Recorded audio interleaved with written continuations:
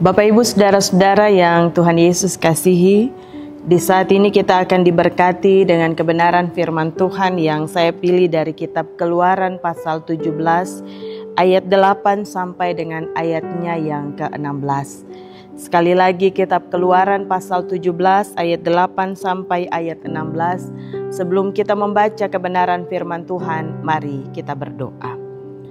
Bapa di sorga, kami sadari sungguh bahwa kehidupan kami tanpa kebenaran firman-Mu akan menjadi sia-sia. Karenanya saat ini kami akan membaca, mendengar, dan merenungkan firman-Mu yang kami yakini sungguh adalah pedoman bagi kami dalam menjalani hari-hari hidup yang Tuhan anugerahkan bagi kami. Berilah Roh Kudus-Mu mendiami semua kami, supaya ketika kami membaca, mendengar, dan merenungkan firman-Mu, kami memahami kehendak Tuhan bagi kami dan kami dapat melakukannya dalam hidup kami hari lepas hari. Berfirman-Lah ya Tuhan, kami siap mendengar apa kata sabda-Mu. Amin. Bapak Ibu Saudara-saudara, saya akan membaca Alkitab dari terjemahan Alkitab yang kedua, dari kitab Keluaran pasal 17 ayat 8 sampai ayat 16 yang diberikan judul Kemenangan Orang Israel atas Amalek. Lalu datanglah orang Amalek dan berperang melawan orang Israel di Rafidim. Musa berkata kepada Yosua, "Pilihlah sejumlah orang bagi kita, lalu keluarlah berperang melawan orang Amalek. Besok aku akan berdiri di puncak bukit dengan tongkat Allah di tanganku." Lalu Yosua melakukan seperti yang dikatakan Musa kepadanya dan berperang melawan orang Amalek. Sementara Musa, Harun, dan Hur naik ke puncak bukit. Lalu terjadilah apabila Musa mengangkat tangannya, lebih kuatlah Israel. Tetapi apabila ia menurunkan tangannya, lebih kuatlah Amalek. Tetapi tangan Musa menjadi penat. Sebab itu mereka mengambil sebuah batu dan meletakkannya di bawah Musa, supaya ia duduk di atasnya. Harun dan Hur menopang kedua tangannya di sebelah kiri dan di sebelah kanan, sehingga tangannya tetap terangkat sampai matahari terbenam. Demikianlah Yosua mengalahkan orang Amalek dan pasukannya dengan mata pedang. Kemudian berfirmanlah Tuhan kepada Musa, "Tuliskanlah semuanya ini dalam sebuah kitab sebagai tanda peringatan, dan bacakanlah bagi Yosua bahwa aku akan menghapuskan segala ingatan akan Amalek dari kolong langit." Lalu Musa mendirikan sebuah mezbah dan menamainya Tuhanlah panji-panjiku. Sebab ia berkata, tangan di atas panji Tuhan, Tuhan berperang melawan Amalek turun temurun.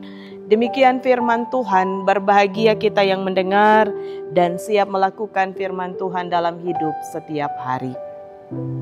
Bapak Ibu Saudara-saudara yang Tuhan Yesus kasihi, jika kita membersihkan rumah atau halaman rumah kita dengan menggunakan sapu lidi, yang kita gunakan bukan satu atau dua buah lidi. Sebab kalau kita hanya menggunakan satu atau dua buah lidi, tentunya kita akan membutuhkan waktu yang cukup panjang untuk menghabiskan atau menyelesaikan pekerjaan kita. Dan hasil yang dicapai pasti tidak maksimal. Artinya kotoran yang tersapu pasti tidak bersih secara baik. Yang terjadi adalah kita mengumpulkan beberapa buah lidi yang digabungkan menjadi satu yang disebut sebagai sapu lidi. Kita gunakan untuk membersihkan rumah atau halaman rumah kita. Kalau itu kita gunakan, maka kita tidak membutuhkan waktu yang cukup lama untuk menyelesaikan pekerjaan kita. Tapi juga hasil yang kita capai akan maksimal. Kotoran yang kita sapu akan tersapu bersih. Dan hasilnya juga akan baik. Ilustrasi tentang sapu lidi ini menggambarkan tentang kehidupan manusia, di mana lidi yang satu membutuhkan lidi yang lain untuk bisa menjalankan fungsinya dengan baik. Begitu juga kita manusia. Manusia yang satu membutuhkan manusia yang lain untuk bisa menjalankan fungsi dan tanggung jawabnya di dunia ini dengan baik. Dan itulah juga yang digambarkan oleh bagian kebenaran firman Tuhan kita hari ini.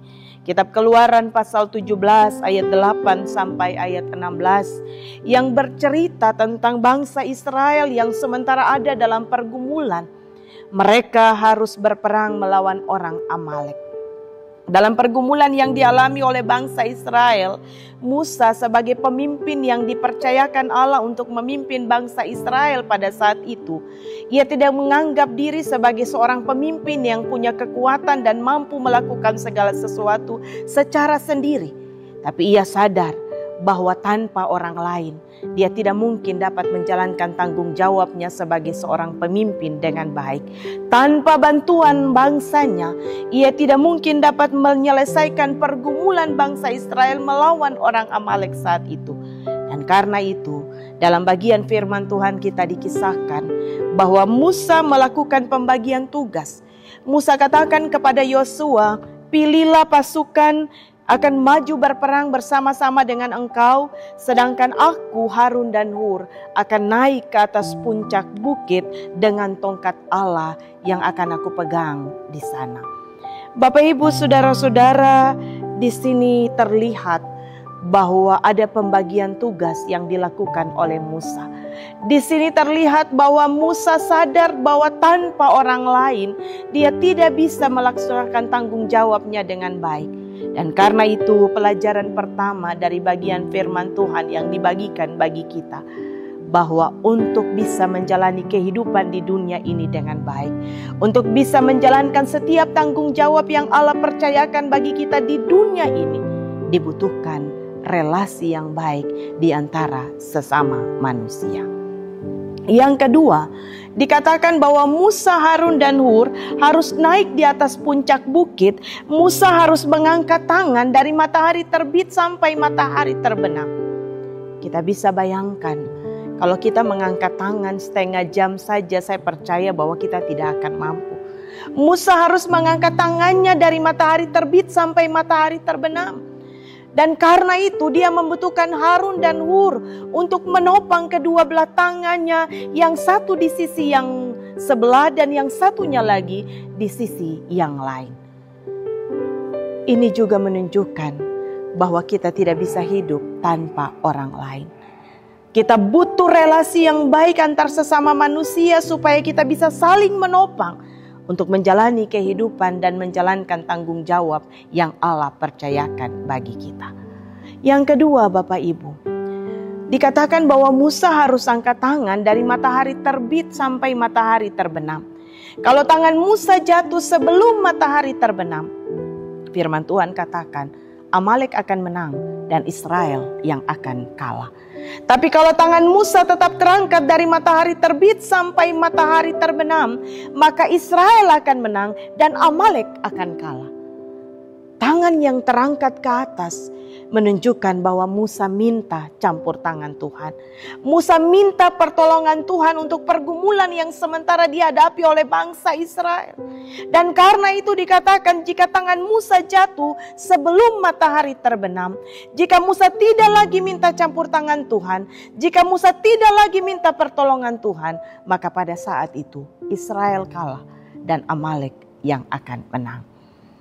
Bapak Ibu, pelajaran yang kedua, untuk menjalani kehidupan ini dengan baik, untuk bisa menjalankan setiap tanggung jawab kita di dunia ini, bahkan untuk bisa berhasil dalam segala hal yang kita perjuangkan di dunia ini, adalah bagaimana kita siap membangun relasi yang baik dengan Tuhan.